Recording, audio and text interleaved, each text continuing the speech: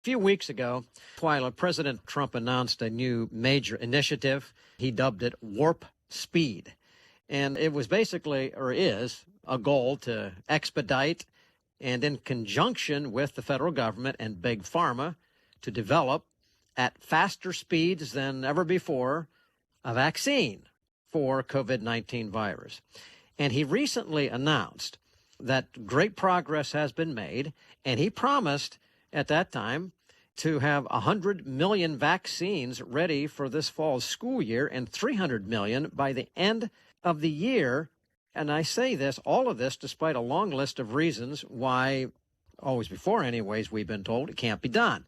So here we go. I want to ask you right now, Dr. Jane Orient, Executive Director of Association of American Physicians and Surgeons, on our program last week said that it was clinically impossible to have a vaccination in place on this level because there has not yet been a successful vaccination against any virus.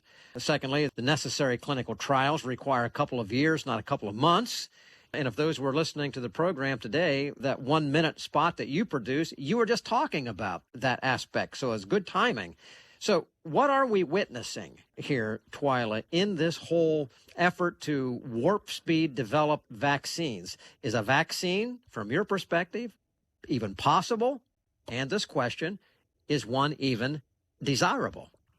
I think there's perhaps several things at play here. One is the entire PR war. The war between the major media, who wants to do everything possible to make sure that President Trump is not reelected and to put a stain everywhere that they can on his presidency. And then the White House's, opposing force, which is to do everything possible to show the American people that the president is in charge and doing good things in hopes of actually being reelected. So I think that's one of the really big things that's happening here. Another thing is that President Trump has managed to accomplish all sorts of things that people did not think that he could accomplish. But in this case, I think that Dr. Orient is correct, and lots of epidemiologists and others say that it would be at least 12 to 24 months before any kind of vaccine would be available. But then I'll add to that is, we don't have a vaccine for HIV, which is a human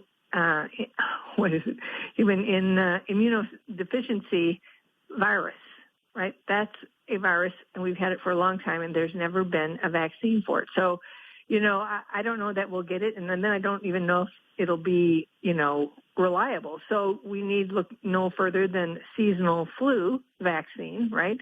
So in 2014, I think it was, in that vaccine or that flu season, it had 19% accuracy.